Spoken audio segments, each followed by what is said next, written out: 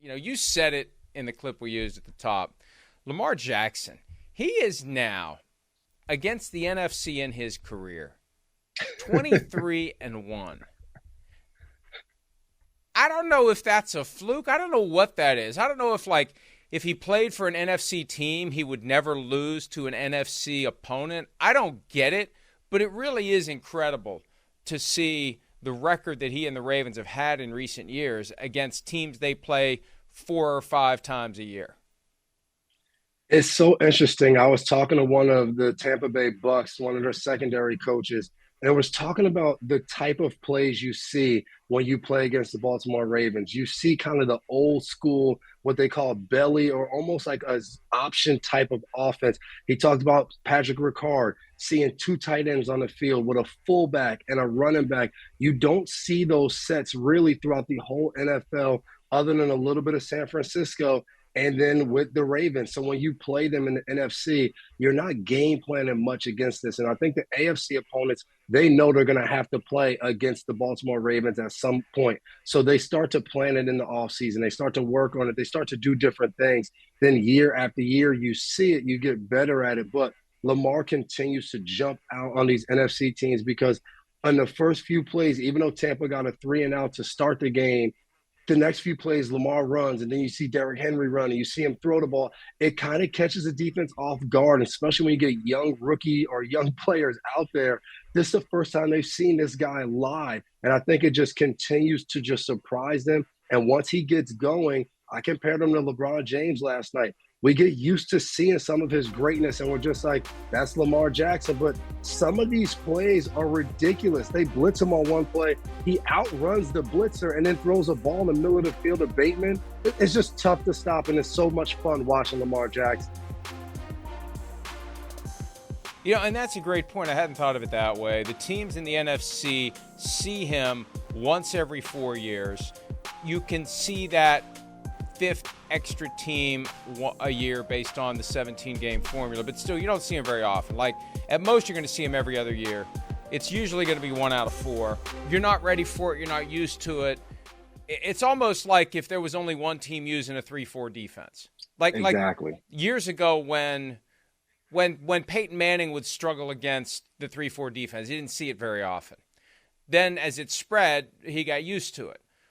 And I think that may be really at the heart of this. I hadn't thought of it that way, but the players in the NFC, they're just not equipped because they don't see it. And he's got a skill set that is far different from any other player in the NFL. The way he can run, the way he can throw, the suddenness of the throws, the strength of the arm, the throw last night to Rashad Bateman. They once they found their footing, they are unstoppable. And I'm watching that game last night. I'm thinking, we talk about the Chiefs. We talk about the Bills. I don't know where the Texans are. I don't know how the Ravens lost 2 games. I don't know how they started 0-2. They did what the Bengals were supposed to do. Start slow, and off they went. But you think back to those first 2 weeks. How did anybody and how will anybody beat this team?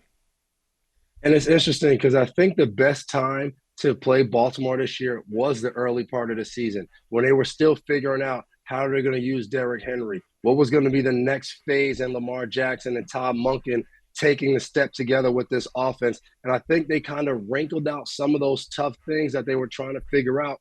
And now when you watch this offense, Derrick Henry only had 4 carries in the first half. I'm sitting there like, how can they not get Derrick Henry involved more? And they still were winning at the half.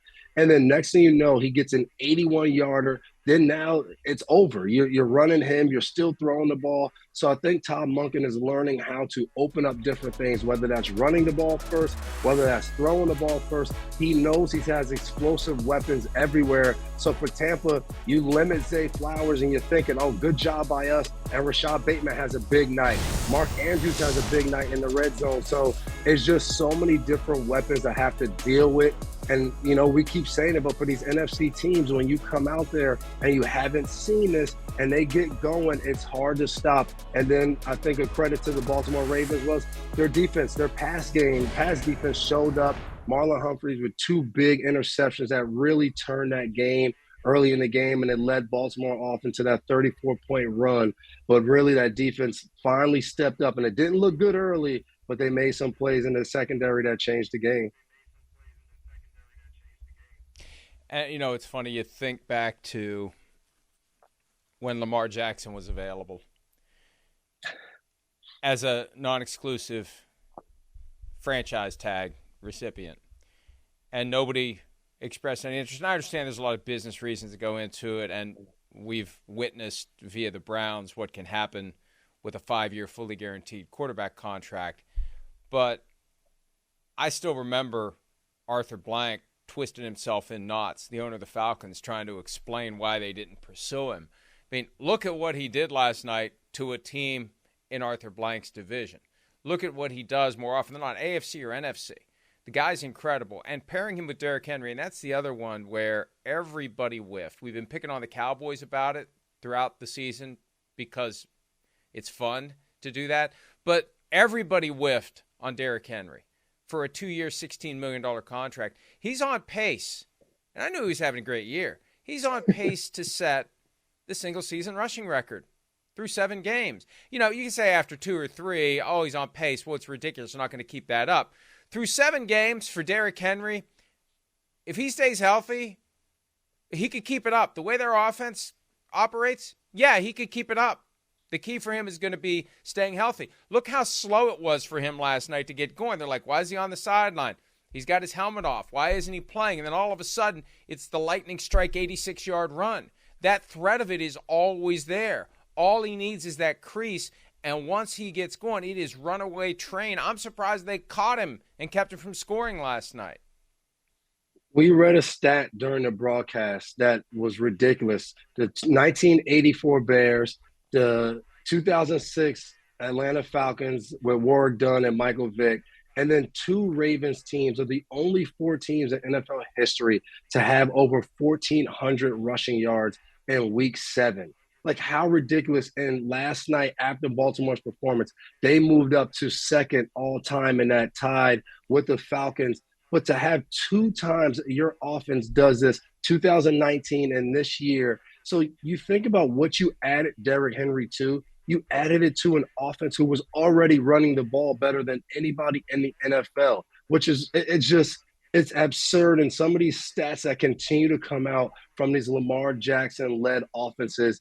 We read another one. They've outrushed their opponents since his rookie year by 4,000 yards. They're like, that doesn't seem realistic. So when you take that into account, how they're running the ball and his ability of what he's doing, throwing the ball, and at this point in his career, is just so hard to stop. You can't figure out what to do. The Bucs decided last night that they were going to be aggressive and blitz him, and sometimes it worked. They started the game off with 2 sacks, and for the rest of the game, they couldn't get to him. He just made too many plays, even with the rush in his face, a guy free. It just didn't matter. Hi, it's Mike Florio. Thanks for watching PFT on YouTube. Hit subscribe for the latest news and analysis from Pro Football Talk.